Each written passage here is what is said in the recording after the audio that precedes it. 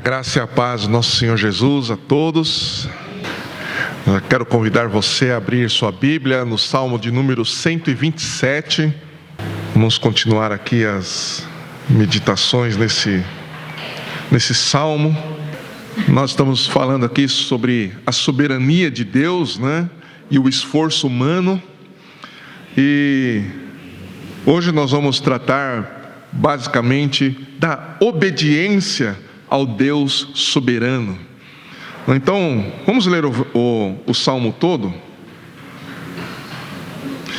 A partir do verso 1 diz assim: Se o Senhor não edificar a casa, em vão trabalham os que a edificam. Se o Senhor não proteger a cidade, em vão vigia a sentinela. Inútil vos será levantar de madrugada, repousar tarde, comer o pão de dores, pois ele o supre aos seus amados enquanto dormem. Os filhos são herança do Senhor, e o fruto do ventre é sua recompensa. Como flechas na mão de um guerreiro, assim são os filhos da mocidade. Bem-aventurado o homem que com eles enche sua aljava. Quando enfrentarem os inimigos numa disputa, não serão envergonhados. Vamos orar. Senhor Deus bendito e gracioso, nós te louvamos e te agradecemos por tua presença em nosso meio. Te agradecemos pela oportunidade de te adorar, de te glorificar, de te exaltar, de te bendizer, Senhor, por meio de canções. E queremos fazer isso também por meio da tua palavra, Pai. Por isso pedimos que o Senhor trate com os nossos corações por meio das Escrituras, a fim de que possamos ser adequados e ajustados à tua palavra, para que possamos viver uma vida que agrada ao Senhor. Em nome de Jesus, pedimos a Ti, Espírito Santo, que ilumine o nosso entendimento, que o Senhor abra e quebrante o nosso coração, a fim de que as nossas meditações, esta exposição não contrarie os Teus propósitos, os Teus princípios, mas que estejam completamente dentro daquilo que o Senhor estabeleceu desde a eternidade. É isso que nós te pedimos em nome de Jesus. Amém. Muito bem, na oportunidade anterior, que como uma introdução a este salmo, eu falei sobre a soberania de Deus, e como que a soberania de Deus comanda e governa todas as coisas conforme a vontade de Deus, e a vontade de Deus é soberana. Não importa o que a gente faça, não importa o que a gente queira, não importa a maneira como a gente resolva ou tente manipular Deus, isso não é possível, porque Deus só faz a sua vontade, e Ele governa o universo todo e a vida de todas as pessoas na terra segundo a sua vontade. E como eu disse, essa vontade não pode ser manipulada. E como eu disse também, só para nós relembrarmos, esse salmo é um salmo de Salomão, e ele trata em dois blocos, de 4 áreas importantes da nossa vida, que evidentemente necessitam da ação de Deus para que a gente seja abençoado, para que a gente seja bem-sucedido. E essas 4 áreas são a construção de casas, a segurança, a segurança tanto privada quanto a segurança pública, o trabalho em geral, o trabalho como de forma geral, e a constituição da família. Então, são essas 4 áreas que Salomão está tratando aqui. E esse salmo, ele deve, como eu tratei na vez anterior, esse salmo ele deve ser lido justamente sob a perspectiva da soberania de Deus. Então a gente precisa conhecer a soberania de Deus. Por isso, na introdução eu falei bastante, na verdade eu só falei da soberania de Deus, porque se nós não entendermos a soberania de Deus, a gente não vai entender o que Salomão está nos dizendo neste salmo. Amém? Então vamos falar hoje, apesar de serem somente 5 versículos, esse é um salmo que tem uma riqueza de conhecimento e de sabedoria, e por isso hoje eu vou tratar somente do bloco 1, que diz respeito ao verso 1 e o verso 2. Nesse primeiro bloco, então, Salomão está expressando uma convicção de que o esforço humano não tem valor algum quando ele é exercido de forma desconectada ou desconsiderando o governo soberano de Deus. Seja na edificação de uma casa, seja na defesa de uma cidade, ou na segurança particular, né? Sem o governo de Deus, ou se nós não considerarmos o governo de Deus, a forma como Deus estabelece cada coisa, se nós não considerarmos a vontade de Deus para cada área da nossa vida, e nessas áreas especificamente, tudo vai ruir. Tudo vai ruir. Todo esforço humano, ele é inútil. E é isso que, num primeiro momento, nós vemos de forma clara aqui. Se Deus não abençoar um empreendimento, isso não vai dar certo. Se Deus não abençoar o trabalho e o trabalhador, não haverá prosperidade real e verdadeira. Ainda que altas posições, pensando no trabalho, ainda que altas posições sejam alcançadas, ainda que muito dinheiro possa ser ganho no empreendimento, se Deus não abençoar, isso não será uma prosperidade real. Será uma prosperidade falsa, será uma prosperidade subjetiva. Porque, como o próprio Jesus diz, e a Bíblia claramente nos ensina, de que vale o homem ganhar o mundo inteiro e perder a sua alma. A Bíblia nos ensina isso, que a gente pode empreender muito esforço em muitas coisas, mas se isso estiver desconectado, se nós não considerarmos o governo de Deus, a soberania de Deus, a vontade soberana de Deus, tudo isso é inútil, todo esforço é inútil.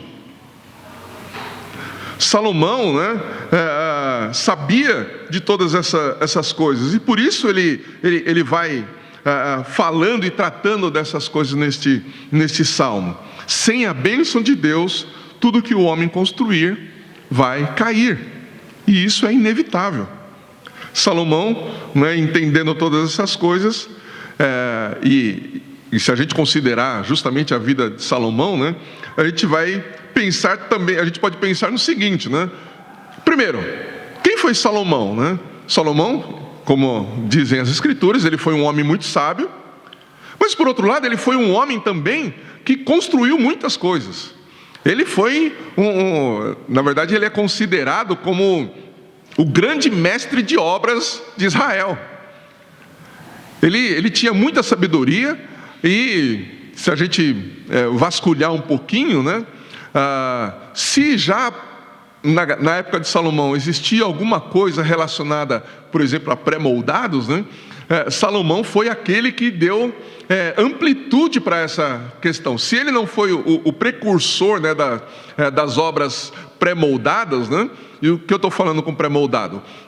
Hoje em dia, boa parte dos prédios não é construído tijolo por tijolo. Vem lá, tem uma peça pré-moldada, e aí eles colocam aquela peça, já vem praticamente pronta, e vão encaixando quase que como que um quebra-cabeças, Algumas técnicas já foram mais desenvolvidas nos últimos tempos, mas a questão é essa, que o pré-moldado foi um dos grandes, uma das grandes descobertas, vamos dizer assim, do mundo moderno, para dar, inclusive, serenidade às construções. Mas Salomão já fazia isso lá atrás, na construção do templo. Deus disse que não poderia haver trabalho braçal lá, na própria construção do templo. Então, tudo já vinha pré-moldado das pedreiras lá. Agora, naquela época não tinha trator, não tinha caminhão para carregar as pedras, não tinha toda a tecnologia que a gente tem hoje e algumas das facilidades que nós temos hoje.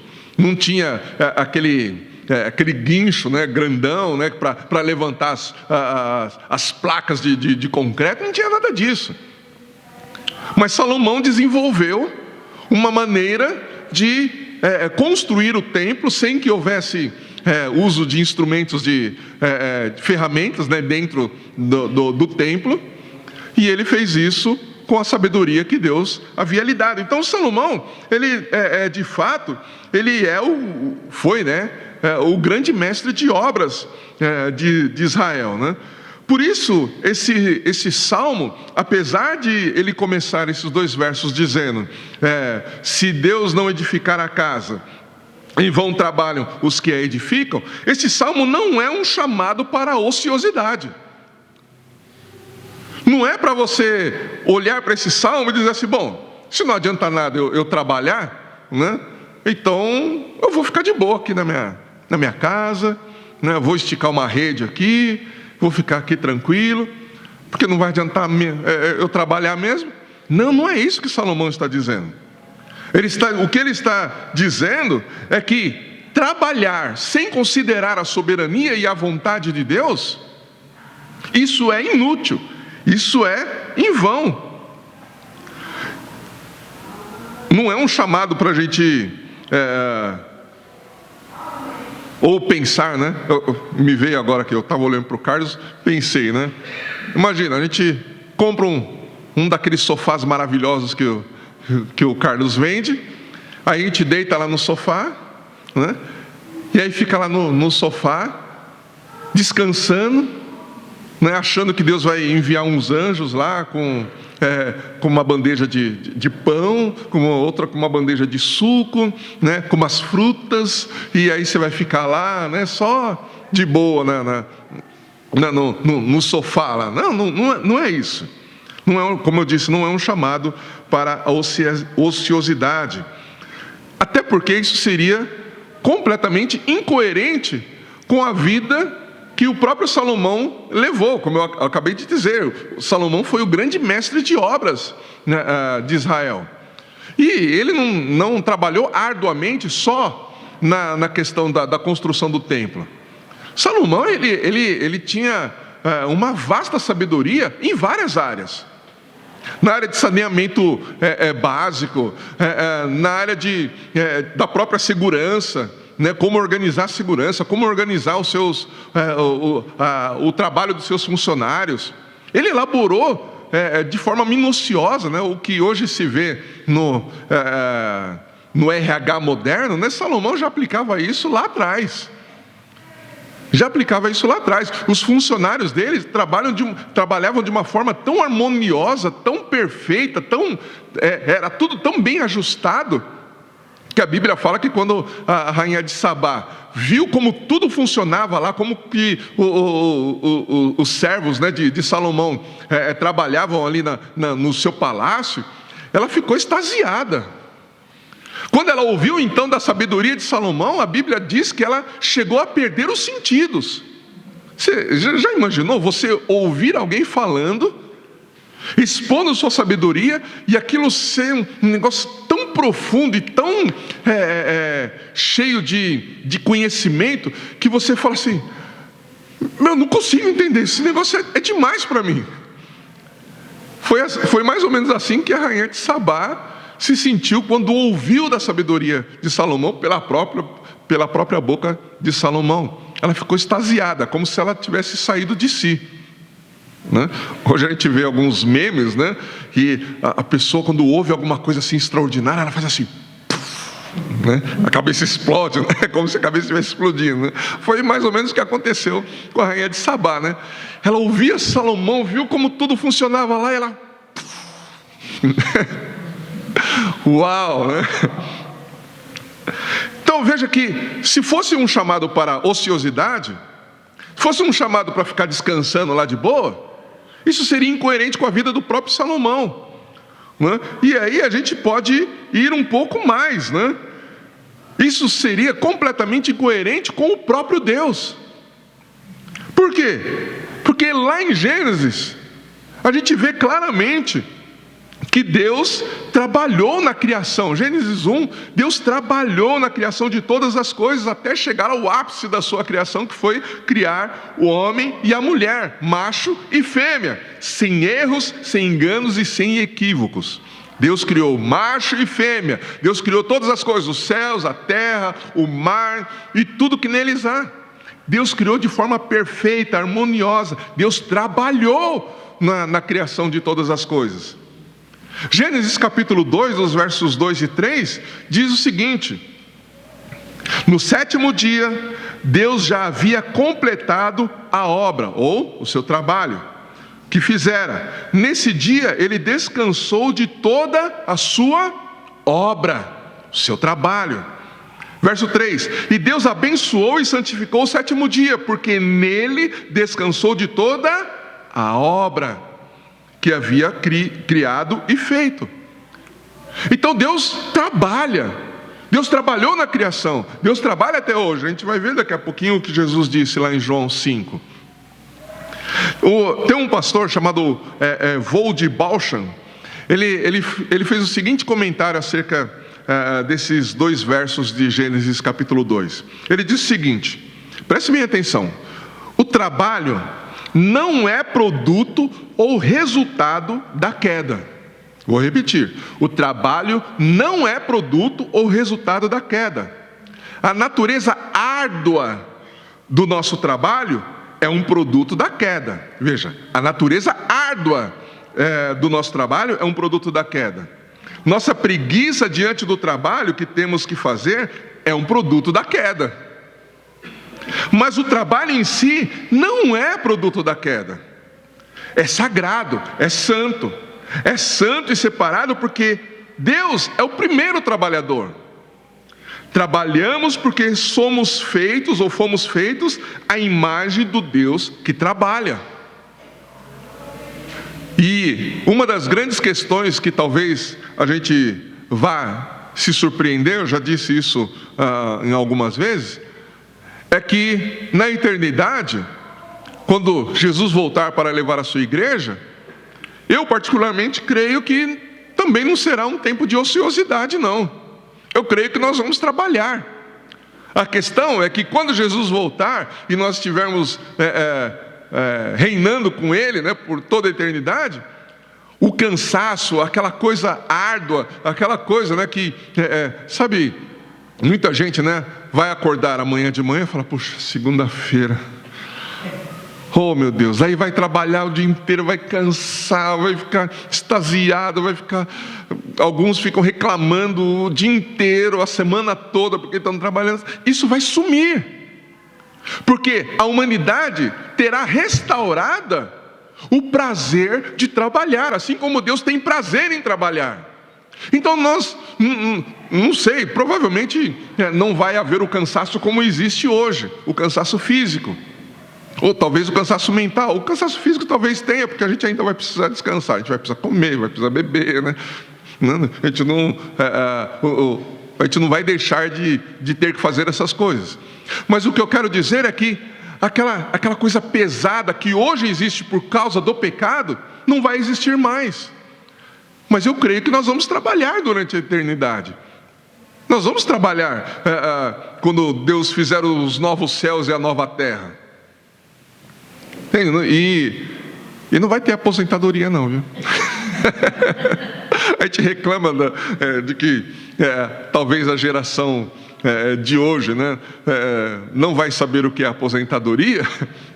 É bem provável que lá no novo céu e na nova terra também não vai haver aposentadoria, mas também não vai haver necessidade de aposentadoria, porque o nosso corpo não vai se cansar como se cansa hoje. Então, essa questão a gente precisa entender que não é um chamado aqui para a gente ficar, como eu disse, de boa. O que Jesus disse lá em João 5,17? Ele disse o seguinte: meu pai trabalha até agora, e eu trabalho também. João 5,17. Então, o que Salomão está nos dizendo aqui, e talvez ele estivesse dizendo também para si mesmo, é o seguinte: se você confiar em sua própria sabedoria, no seu próprio conhecimento, na sua própria experiência, ainda que todas essas coisas tenham valor, para construir algo, para fazer algo, para trabalhar, você vai se dar mal. Se você confiar em si mesmo, você vai se dar mal se você não considerar que todas as coisas devem ser feitas debaixo da vontade soberana de Deus. Salomão está dizendo para si mesmo e diz para nós: não confie em você mesmo, confie no Deus soberano. Em Provérbios 16:1, ele diz o seguinte: os planos do coração os planos do coração pertencem ao homem, mas a resposta da língua vem de Deus. No verso 3, aqui de Provérbios 16, ele diz: entrega as tuas obras ao Senhor, e os teus planos serão bem-sucedidos. Então, a gente precisa perceber que o chamado de Deus aqui nesse salmo é um chamado para nós confiarmos totalmente em Deus. É um chamado para nos voltarmos para o Deus soberano e buscarmos as suas bênçãos quando a gente trabalha. É um chamado para nós buscarmos os fundamentos de Deus, buscarmos a sua palavra que nunca volta vazia e submetermos tudo a Ele, prontos a mudar o rumo de tudo que a gente se propôs a fazer, se esta for a vontade de Deus, se Deus ordenar assim. Nós precisamos estar prontos a fazer exatamente aquilo que Deus nos ordenar, porque Ele é o Deus soberano. Sem essa disposição, ainda que os nossos planos, os nossos propósitos sejam excelentes e toda a habilidade, sabedoria e inteligência, humana sejam empregadas na execução de qualquer coisa, e se nós insistirmos em fazer todas essas coisas como nós bem entendermos, a primeira tempestade vai destruir tudo. Tudo vai cair por terra. Se nós colocarmos toda a nossa força, todo o nosso empenho, todo o nosso esforço para fazermos aquilo que a gente quer, sem considerar a vontade de Deus. Então não importa quão próspero o ser humano possa ser neste mundo, se não reconhecer que tudo provém de Deus, isso será, como tem sido, uma prova de arrogância do ser humano. E não só de arrogância, mas também de ingratidão. Quando o homem não reconhece que tudo provém de Deus, ele está sendo arrogante, está sendo ingrato. Essa atitude, ela desonra a Deus por transferir a confiança que deve estar depositada em Deus para a confiança em si mesmo. E isso torna a situação do homem ainda mais grave diante de Deus, porque é uma atitude de perversidade, uma atitude de presunção, é uma atitude de pecado do ser humano, quando não se reconhece que tudo provém de Deus e que nós dependemos completamente dele para fazer todas as coisas. Então, se Deus não estiver envolvido no nosso trabalho, tudo vai fracassar. Se nós não submetermos todas as coisas a Deus, tudo que nós fizermos vai desonrar a Deus ao invés de honrar ao Senhor. E nós não fomos chamados para desonrar a Deus, nós fomos chamados para honrar a Deus em todas as coisas, em todas as áreas da nossa vida.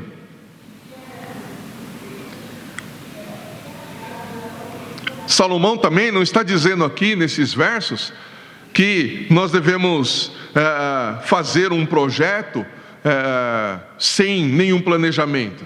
Não, vai lá e faz. Não, ele, como eu disse, Salomão, ele foi um homem muito sábio, o grande construtor, o grande mestre de obras de todo Israel, e ele planejou as coisas.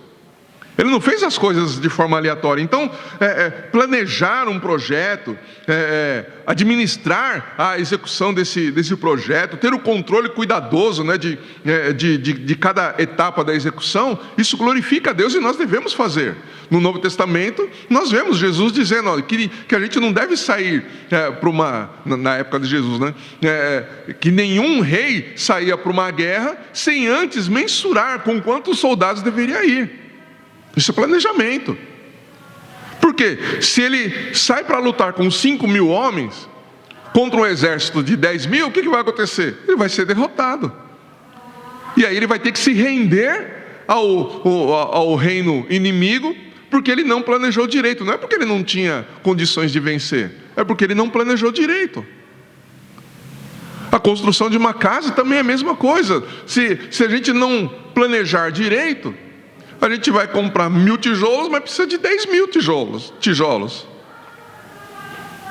E aí vai faltar material para construir a casa, para terminar a casa. Então, o planejamento, ele faz parte. o planejamento, o controle, né, o cuidado, né, rigoroso com cada etapa, faz parte do nosso trabalho. Mas tudo isso, volto a dizer, tem que ser feito debaixo da soberania e da vontade de Deus, confiando plenamente em Deus, entregando tudo nas mãos de Deus.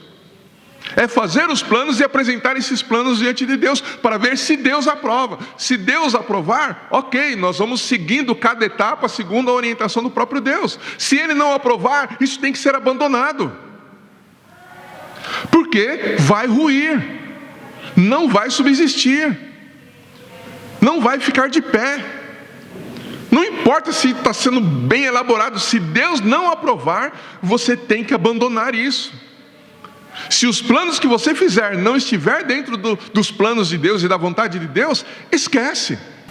E pode ter certeza, você não vai ficar com remorso, porque lá na frente você vai ver que decidir segundo a vontade de Deus é a melhor decisão que a gente toma, em qualquer área da vida.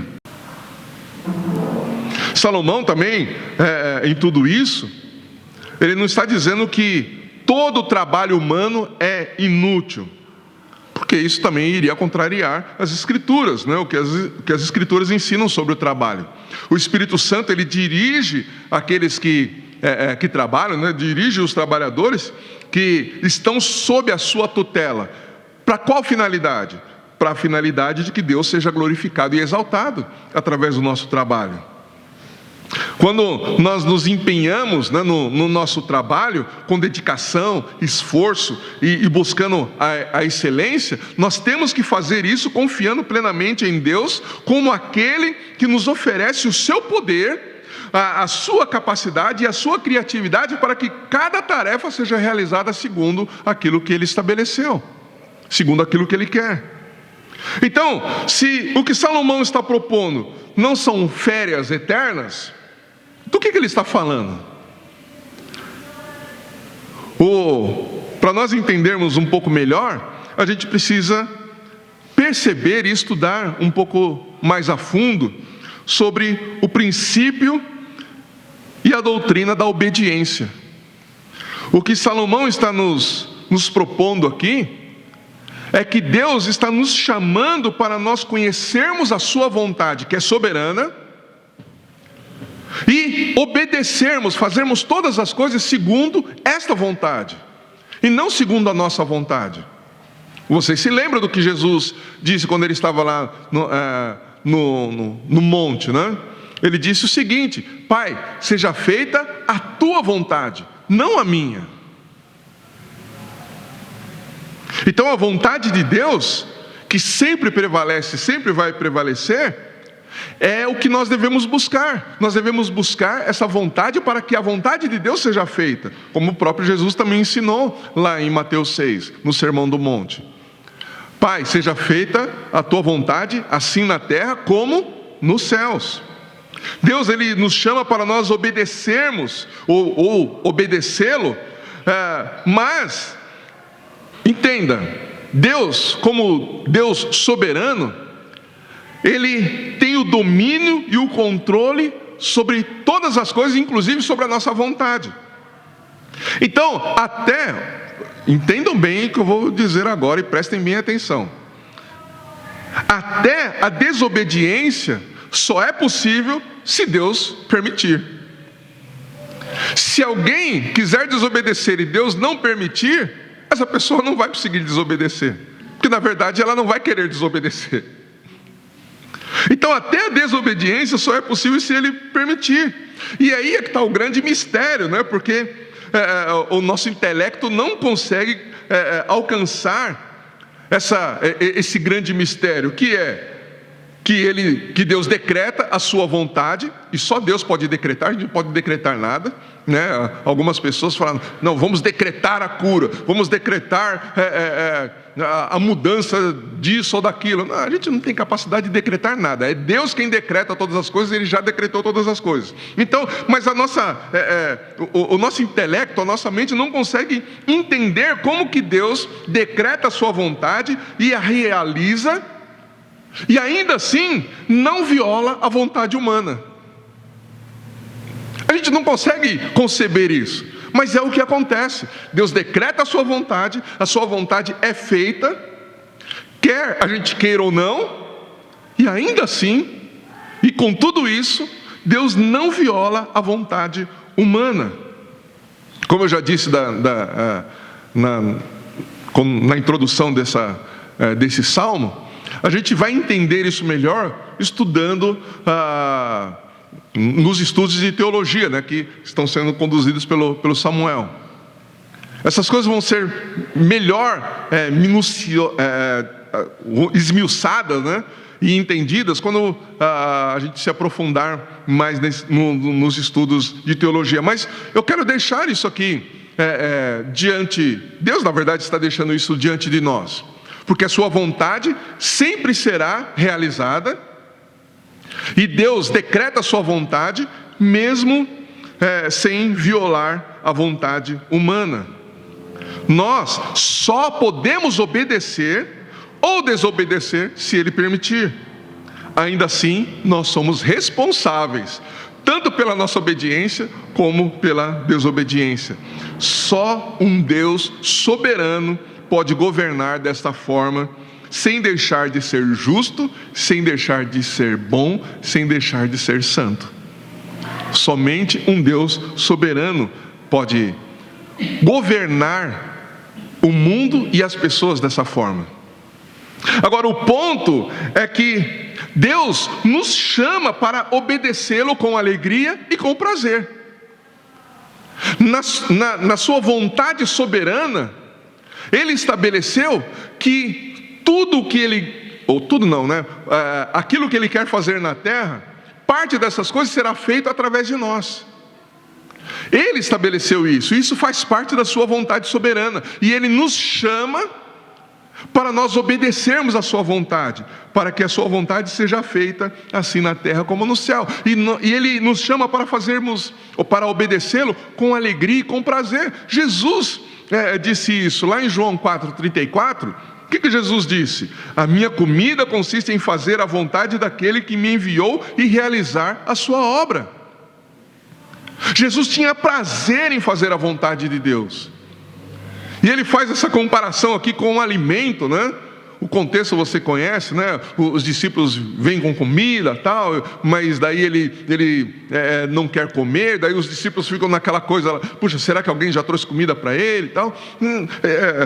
Isso depois de Jesus ter tratado lá com a mulher samaritana, né? E o fato de Jesus ter transmitido aquelas verdades para aquela mulher trouxe tanta satisfação ao coração de Jesus, que o seu corpo físico, naquele instante, não precisou mais de alimento, porque ele estava fazendo exatamente aquilo que Deus queria que ele fizesse. Ele ministrou para aquela mulher exatamente aquilo que Deus queria que ele ministrasse. Então, quando os discípulos vieram com comida, ele falou: eu já estou satisfeito, cumprir e fazer a vontade de Deus já me satisfez. Significa que Jesus não sentiu mais fome? Claro que sentiu. Claro que sentiu fome. Ele sentiu sede, sentiu frio, sentiu sono. Mas a questão é que quando nós fazemos a vontade de Deus, isso traz uma satisfação e um prazer para o nosso coração que supera toda e qualquer alegria que esse mundo possa nos proporcionar. E Deus está nos chamando para nós obedecermos e fazermos a sua vontade, e isso é um privilégio. Sermos chamados para fazer a vontade de Deus é um privilégio que nós temos, e temos que encarar dessa forma. Temos que realizar a vontade de Deus com prazer, com o mesmo prazer que Jesus tinha em fazer a vontade de Deus. Jesus obedeceu ao Pai de forma absolutamente fiel e perfeita. Nós não conseguimos ser fiéis como Jesus foi, e não conseguimos ser obedientes perfeitamente como Jesus foi. Mas o Espírito de Deus ainda assim nos chama para nós obedecermos e sermos perfeitos naquilo que Deus nos revela. Aquilo que Deus manda a gente fazer, Nós devemos ser fiéis naquilo que Ele nos manda fazer, devemos buscar esta perfeição. E como nós devemos buscar essa perfeição? Olhando para nós mesmos? Não, olhando para o próprio Espírito que está em nós, porque é o Espírito Santo de Deus que nos capacita a obedecer e fazer a vontade de Deus, como Deus quer que a sua vontade seja feita. É um chamado para a obediência. Esses 2 versos aqui nos chamam de fato para obedecermos a Deus. Deuteronômio 26, dos versos 16 ao 19, diz assim, que é um texto que fala sobre, que nos exorta à obediência, né? Ele diz assim: hoje o Senhor teu Deus te manda cumprir esses estatutos e juízos. Guarda-os, pois, e cumpre-os de todo o teu coração e de toda a tua alma. Verso 17: hoje fizeste o Senhor declarar que te será por Deus e que andarás nos seus caminhos e guardarás os seus estatutos, os seus mandamentos e os seus juízos e darás ouvidos à sua voz. E o Senhor hoje, verso 18, e o Senhor hoje te faz dizer que lhe será por povo, que lhe serás por povo próprio, como te disse, e que guardarás todos os seus mandamentos. Verso 19: para assim te exaltar em louvor, renome e glória sobre todas as nações que fez, e para que sejas povo santo ao Senhor teu Deus, como tem dito. É um chamado à obediência. Em Mateus capítulo 6, verso 10, que eu já citei aqui, Jesus ele diz o seguinte: seja feita a tua vontade, ou no começo do verso ele diz: venha o teu reino, seja feita a tua vontade, assim na terra como no céu. Nós precisamos desejar a vontade de Deus. Nós temos que alimentar o nosso coração com esse santo desejo de conhecer a vontade soberana de Deus, de obedecer esta vontade e de realizarmos tudo aquilo que Ele nos ordena. Romanos capítulo 12, verso 2, também é um texto bastante conhecido. Ele diz: não imitem o comportamento e os costumes deste mundo, mas deixem que Deus os transforme por meio de uma mudança em seu modo de pensar, a fim de que experimentem a boa, agradável e perfeita vontade de Deus para vocês. Então, é necessário haver uma mudança na nossa mente, né? Mais uma vez, né? Nos dias de hoje, né? Os coachings, né? Falam de mudança de mente, né? Como é que é mesmo o termo em inglês? Me fugiu agora. Mindset, né? Isso, mindset, né? Você precisa de um mindset, ou seja, você precisa mudar o seu pensamento, né? Como se isso fosse uma coisa dos últimos 10 anos. Mas Paulo já estava falando sobre isso lá no primeiro século. Primeiro, segundo século, ele estava dizendo isso. Ele estava dizendo justamente, no primeiro século, né? Ele estava dizendo: olha, vocês precisam mudar a mente de vocês. Mas mudar a mente como? Quais os parâmetros para mudar a mente? É a palavra de Deus. A palavra de Deus são os parâmetros que devem mudar a nossa mente. Nós devemos nos moldar segundo as Escrituras. A nossa visão de mundo, a nossa visão de atitude, a nossa visão de como as coisas funcionam deve partir daquilo que a Bíblia diz. Por isso Paulo diz que nós não devemos nos moldar segundo os costumes deste mundo, mas segundo a palavra de Deus. Porque é somente desta maneira que nós vamos encontrar prazer na vontade de Deus. Senão, isso vai ser um peso, porque a vontade de Deus sempre contraria a nossa carne. A nossa carne pecaminosa nunca quer fazer a vontade de Deus. Mas quando nós nos rendemos ao Espírito Santo e nos submetemos a Ele, Ele nos conduz a conhecer esta vontade que é maravilhosa, como o próprio Paulo fala, né? Que assim como o homem conhece o homem, o Espírito de Deus conhece o coração de Deus e nos conduz para as profundezas do coração de Deus, para nós sabermos qual e como é aquilo que Deus quer.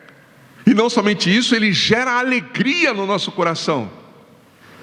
E é isso que nós precisamos depender do Espírito Santo, para que o Espírito Santo revele a nós a vontade de Deus, para que se cumpra também em nós aquilo que a própria Escritura diz, que os mandamentos de Deus não são pesados.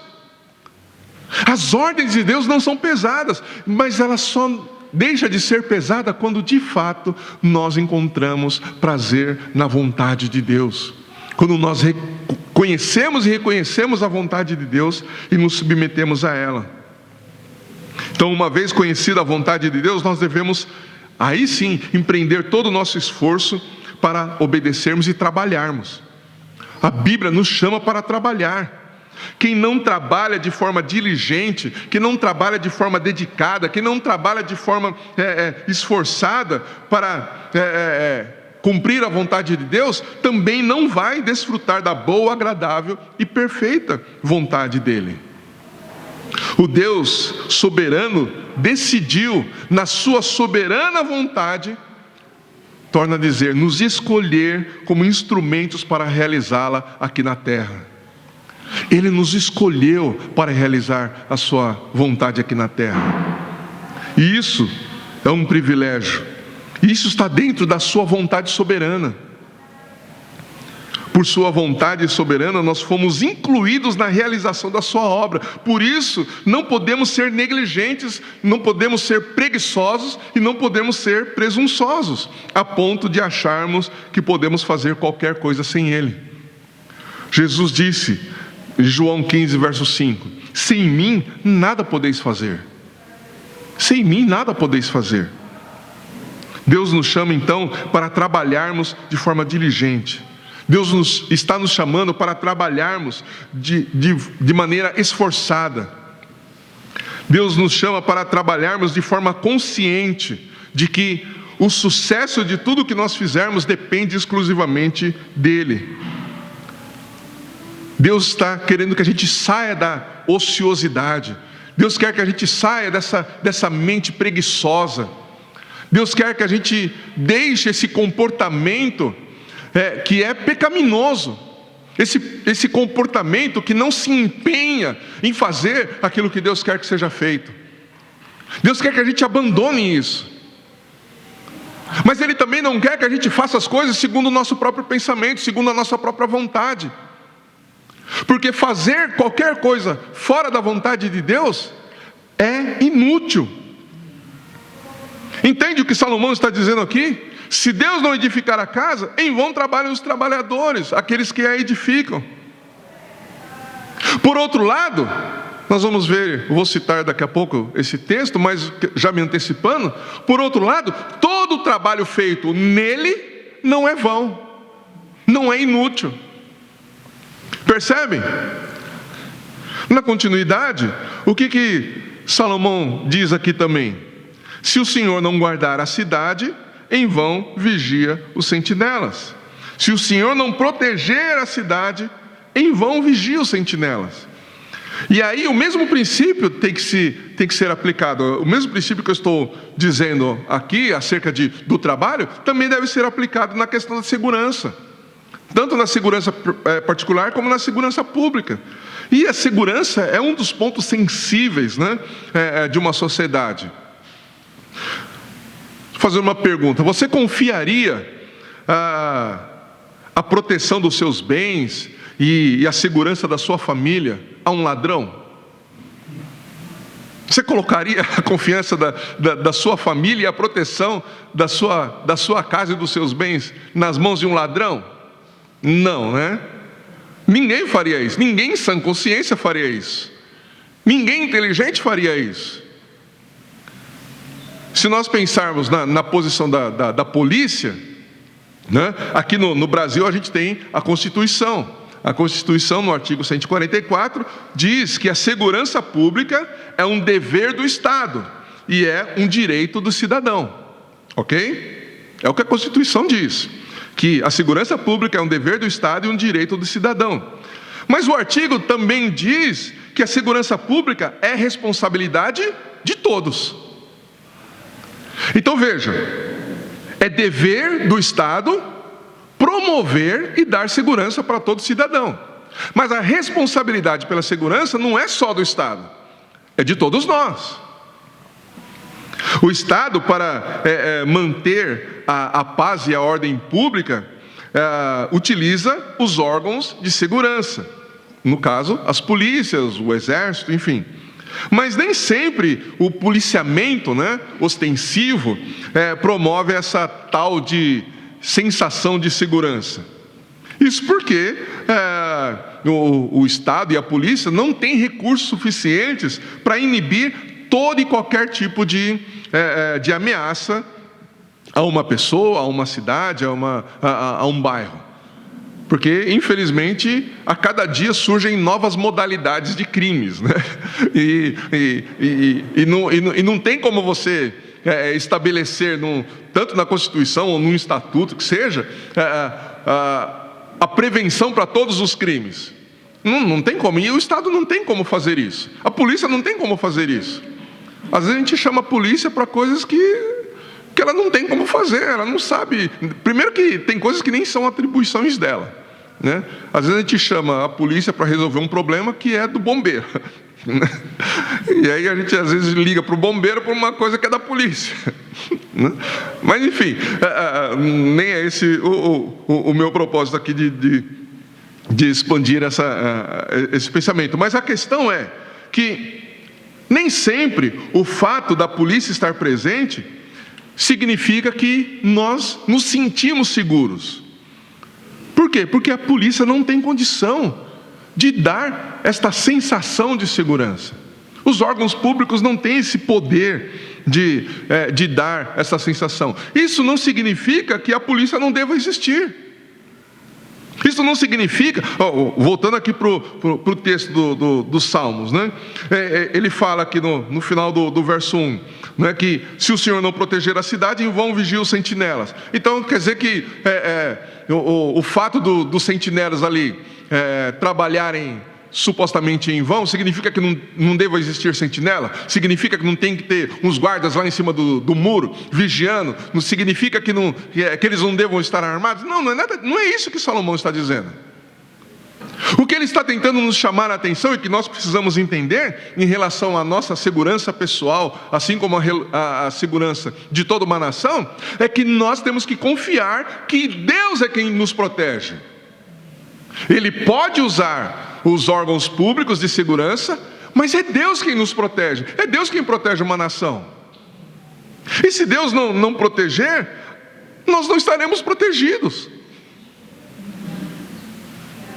Eu já ouvi de casos de pessoas que esquecem um carro aberto, numa avenida supostamente perigosa, deixa o carro o dia inteiro lá e não acontece nada.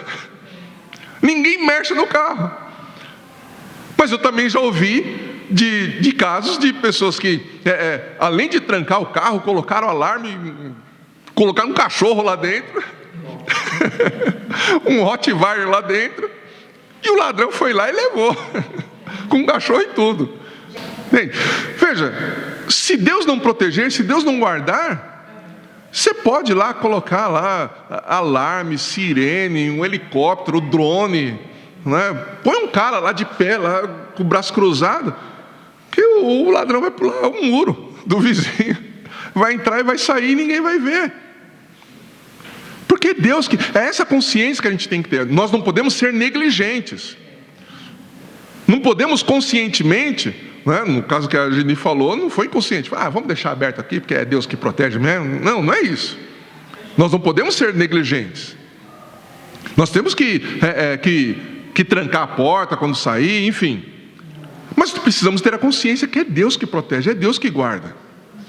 Você está no trânsito, você pode tomar todo cuidado na hora que você está lá conduzindo o seu carro, se você é um motorista. Mas pode ter um motorista que, por alguma razão, ou por ser um mau motorista, ou por alguma questão de, talvez, distração, ou, sei lá, teve um mal súbito, passa mal ali no volante e bate no seu carro. Se Deus permitir que isso aconteça, vai acontecer. Mesmo você sendo prudente, mesmo você dirigindo lá dentro dos limites de velocidade, mesmo você estando na sua faixa, mesmo você dando seta para mudar de faixa, aquela coisa toda. Mas se Deus não guardar, se Deus não proteger, tudo isso é em vão, tudo isso é vazio, tudo isso é inútil. Mais uma vez, todo esforço humano, apesar de necessário, é inútil se nós não observarmos que tudo provém de Deus. Tudo provém de Deus. As crescentes necessidades de segurança de um bairro, de uma cidade, de um estado, de uma nação, essas necessidades de segurança dependem exclusivamente de Deus. Por isso Salomão ele vai dizer aqui que, sabe, ainda que se encha uma cidade ou uma nação de guardas, se Deus não guardar, não vai adiantar de nada. Nós precisamos confiar em Deus para nos guardar e nos proteger.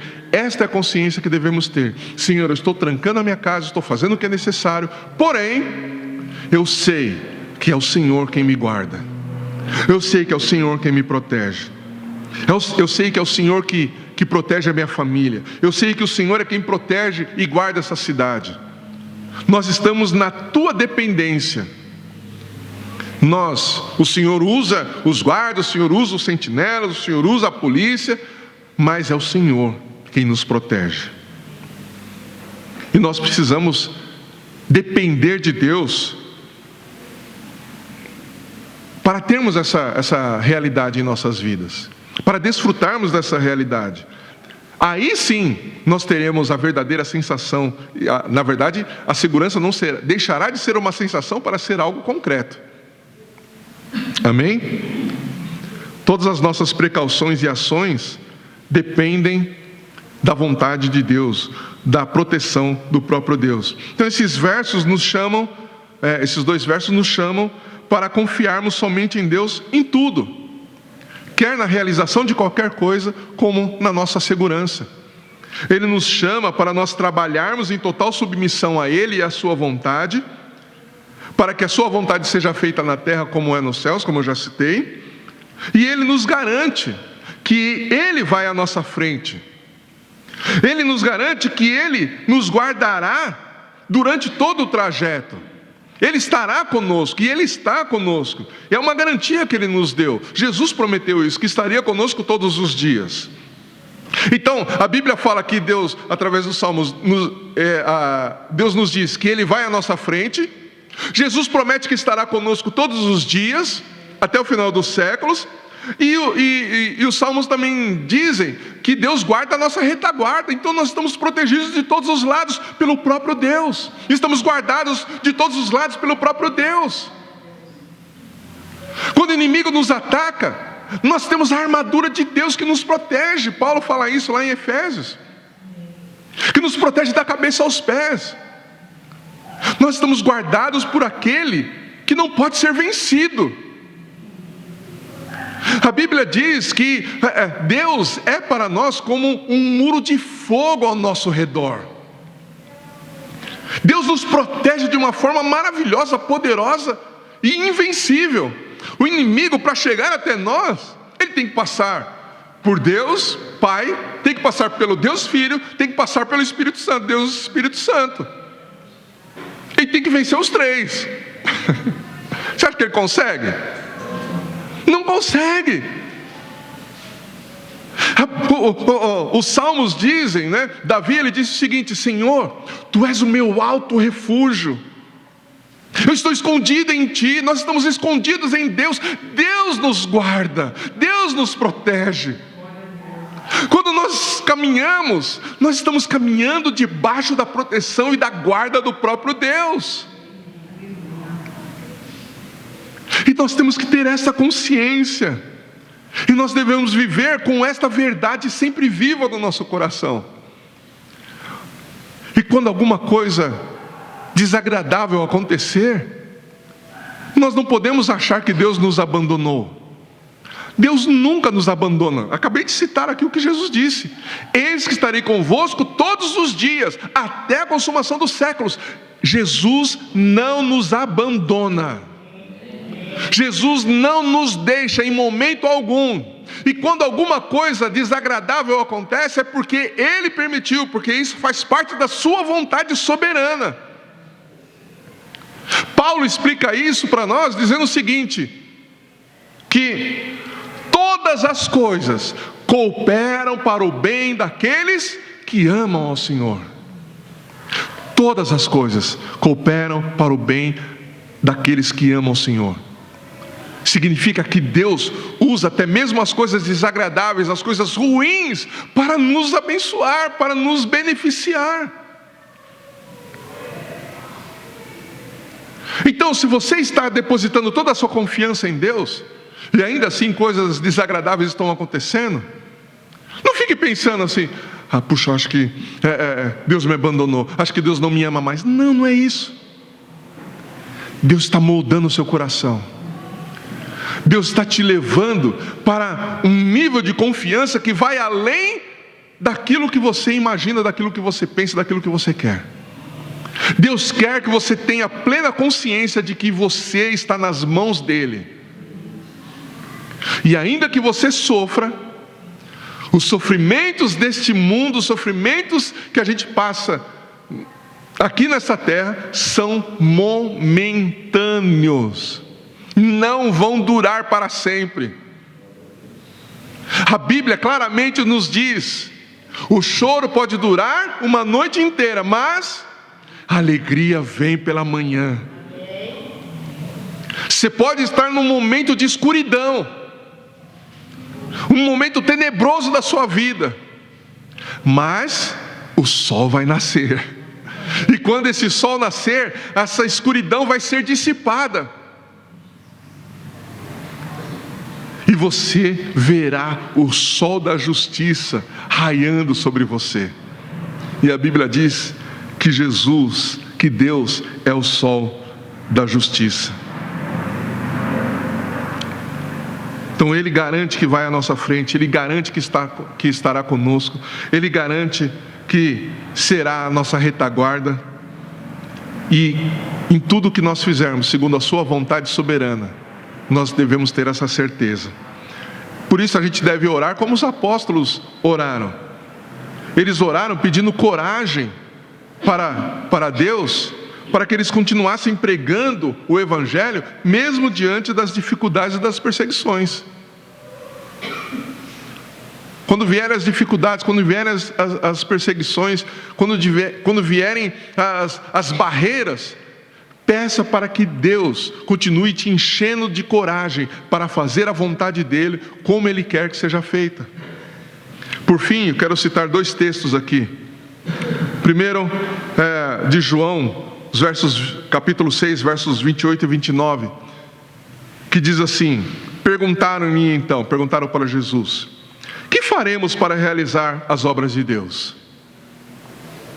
Veja, esse salmo nos chama para trabalharmos na dependência da vontade soberana e do poder soberano de Deus. E perguntaram então para Jesus: que faremos para realizar as obras de Deus? Jesus respondeu: a obra de Deus é esta: crede naquele que Ele enviou. Como nós vamos fazer as obras de Deus? Crendo em Jesus, depositando toda a nossa confiança nele. O outro verso que eu quero citar aqui é 1 Coríntios 15, 58, que na verdade eu já citei, mas agora eu quero ler. Paulo diz o seguinte: portanto, meus amados irmãos, sede firmes e constantes. Trabalhem, adição minha, tá? Trabalhem, se empenhem, se esforcem no trabalho para o que Deus está te chamando. Continuando o texto: sempre atuantes na obra do Senhor. E olha o final do verso: sabendo que nele o vosso trabalho não é inútil. Vou ler o texto novamente. Portanto, meus amados irmãos, sede firmes e constantes, sempre atuantes na obra do Senhor, sabendo que nele o vosso trabalho não é inútil, não é vão. Deus está nos chamando para trabalhar, não independente dele, mas em total dependência dele. E quando nós fazemos isso, entendendo que Ele é o Deus soberano, entendendo que Ele é o Deus todo-poderoso, entendendo que a sua vontade é soberana, todo o trabalho que nós fizermos não será inútil, não será vazio, não será sem propósito. Era isso que eu tinha para compartilhar nesses 2 versos. Na próxima oportunidade vamos tratar dos versos 3 ao 5, que continua dentro desses princípios, mas aí Salomão vai tratar basicamente da construção, né, da família, e como que os filhos, né, se encaixam nisso. Amém? Quero convidar você a orar nesse instante e pedir para que o Espírito Santo te ajude a confiar plenamente em Deus, e que te ajude e te impulsione a trabalhar na obra do Senhor, para cumprir com a vontade do Pai, mas fazendo isso em total dependência ao Espírito Santo. Vamos orar. Senhor Deus, obrigado por Tua palavra, obrigado porque o Senhor nos chama para trabalharmos. O Senhor quer que a gente saia da ociosidade, o Senhor quer que a gente saia da preguiça. O Senhor nos chama para trabalhar, mas não para trabalharmos inutilmente. O Senhor nos chama para nos esforçarmos, mas não nos esforçarmos de forma vazia, sem propósito.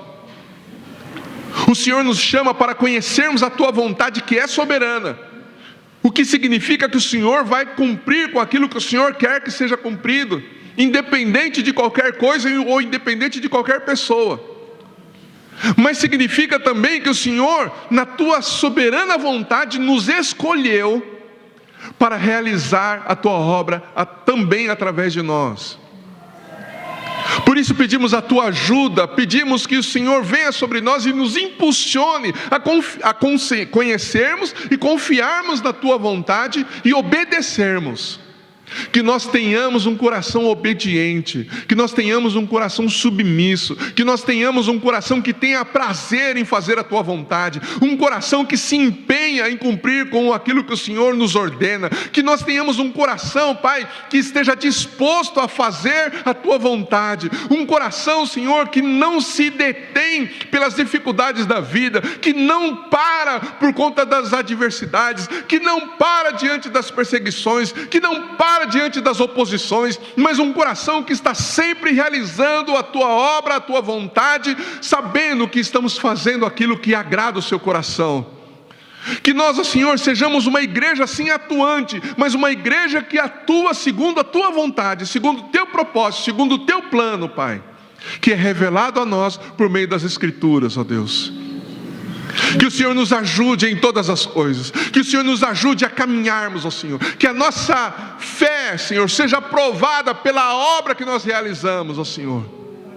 Sabemos, ó Deus, que não são as coisas que nós fazemos que vão nos salvar, que nós não seremos aceitos por Ti por aquilo que nós fazemos, mas porque nós fomos aceitos por Ti, porque nós fomos salvos pelo Senhor, nós trabalhamos na Tua obra, nós realizamos a Tua vontade, Senhor, nós nos empenhamos, nós nos esforçamos, ó Deus.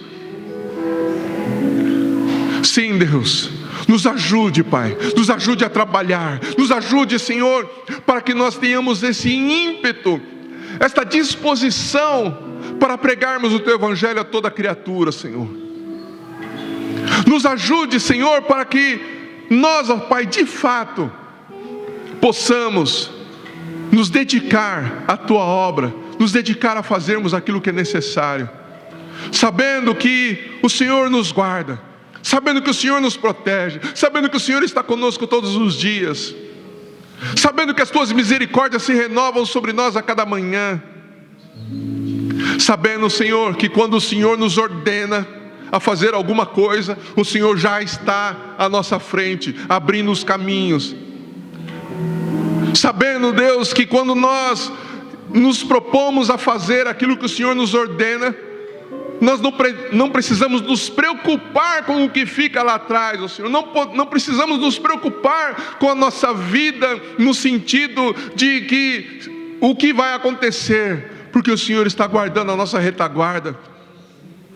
Enquanto nos empenhamos, ó Senhor, com os Teus negócios, o Senhor cuida dos nossos negócios, daquilo que diz respeito à nossa vida. O Senhor não nos chama para sermos negligentes com a nossa família, com o nosso trabalho, não é isso. Mas quando o Senhor nos ordena fazer alguma coisa, nós temos a convicção de que o Senhor está guardando a nossa família, que o Senhor está cuidando do nosso trabalho, Pai. Que nós, ó Pai, possamos viver desta forma. Que nós, ó Senhor, sejamos obedientes ao Senhor. E que façamos todas as coisas confiando plena e exclusivamente em Ti, Deus. Se fizermos qualquer coisa sem o Senhor, isso será inútil. E nós rejeitamos isso. O que nós queremos é fazer todas as coisas debaixo da Tua vontade, segundo o Teu bom propósito, sabendo que a Tua boa mão está conosco, nos guardando e nos protegendo. É em Teu nome, Jesus, que nós oramos e pedimos que o Senhor nos ajude a vivermos e a realizarmos o Teu plano segundo a Tua vontade, Senhor.